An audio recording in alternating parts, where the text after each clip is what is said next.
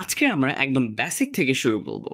Magnetic field থেকে solenoid, self inductance, mutual inductance আর সবশেষে কাপলিং কোএফিসিয়েন্টে সবকিছু বলবো সুপার সিম্পল ওয়ে, যেন তুমি শুনে বুঝে মজা পাও। ম্যাগনেটিক ফিল্ড, ধরো তোমার সামনে একটা বার ম্যাগনেট আছে। এটার চারপাশে যদি তুমি আয়রন ফিলিং ছিটিয়ে দাও, তুমি দেখবে তারা একটি স্পেসিফিক প্যাটার্নে অ্যালাইন হচ্ছে। কেন? কারণ ম্যাগনেট তার চারপাশে এক ধরনের ইনভিজিবল জোন তৈরি করে, যেখানে ম্যাগনেট সাবস্ট্যান্সেস একটা ফোর্স ফিল করে। এই জোনটার নামই হলো ম্যাগনেটিক ফিল্ড।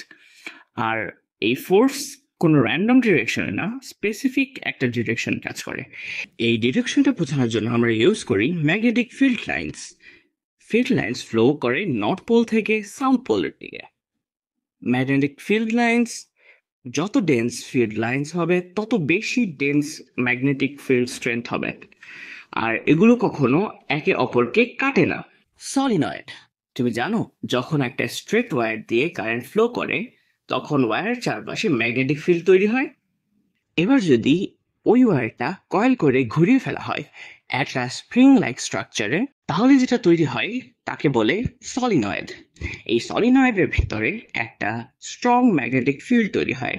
আর ইন্টারেস্টিং ব্যাপার হলো, তুমি এই ফিল্ডটা কন্ট্রোল করতে পারবে।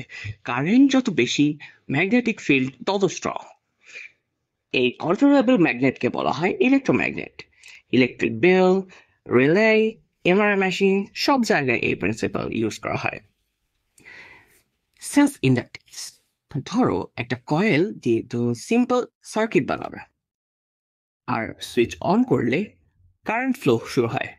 এই কারেন্ট কয়েল এর চারপাশে ম্যাগনেটিক ফিল্ড তৈরি করে। কিন্তু যদি চেঞ্জেস ইনক্রিজ অথবা ডিক্রিজ হয়, তাহলে কয়েলের ভিতরে একটা অপোজিট ডিরেকশন কারেন্ট ইনডিউস হয়। এই পুরো বিষয়টাই হলো সেলফ ইন্ডাকশন। এই ইনডিউসড কারেন্ট সোর্স কারেন্টের এগেইনস্টে কাজ করে, যার ফলে একটা ডিলে তৈরি হয়, আর যার জন্য বাল্ব ধীরে ধীরে গ্লো করে।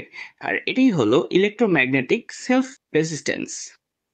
Mutual inductance or mutual induction, এখন ধরো দুটো কয়েল পাশাপাশি আছে। তুমি একটা কয়েলে এসি কারেন্ট অ্যাপ্লাই করলা, তাতে একটা চেঞ্জিং ম্যাগনেটিক ফিল্ড তৈরি হলো। এই চেঞ্জিং ম্যাগনেটিক ফিল্ড পাশের কয়েলের মধ্যে দিয়ে গেলে ওখানে একটা ইনডিউসড কারেন্ট তৈরি হয়। এই ফেনোমেননটাকেই বলা হয় mutual induction. Transformer, wireless charger এইসব টেকনোলজি এই প্রিন্সিপালেই চলে। এখন হচ্ছে কাপলিং কোএফিসিয়েন্ট।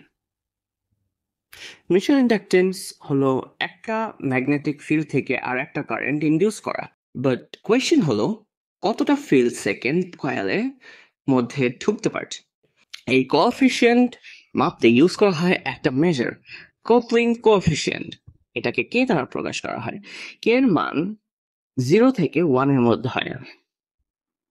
যদি কে এর মান 1 হয়, তাহলে পারফেক্ট কাপলিং, সব ফিল্ড সেকেন্ড কয়েলে ঢুকতে পারছে। যদি কে এর মান 0 হয়, তাহলে কোনো কাপলিং হচ্ছে না, মানে কোনো ফিল্ড লাইন সেকেন্ড কয়েলে ঢুকতে পারছে না। রিয়েল ওয়ার্ল্ডে ট্রান্সফরমারে কে এর প্রায় 0.9 এর কাছাকাছি থাকে।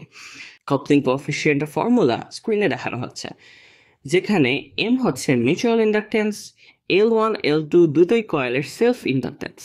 সো এই কে এর ভ্যালু বলে দেয় তোমার দুটো কয়েল কতটা এফিসিয়েন্টলি লিঙ্কড। সামারি, আজকে আমরা যা শিখলাম: ম্যাগনেটিক ফিল্ড কি, ম্যাগনেটিক ফিল্ড কিভাবে কাজ করে, সলিনয়েড দিয়ে কন্ট্রোলেবল ম্যাগনেট বানানো সম্ভব, সেলফ ইন্ডাকশন মানে নিজের ভিতরে অপোজ করা কারেন্ট, মিউচুয়াল ইন্ডাকশন মানে সাইড বাই সাইড কয়েলের মধ্যে এনার্জি ট্রান্সফার, আর কাপলিং কোএফিসিয়েন্ট হচ্ছে কানেকশনটা কতটা স্ট্রং।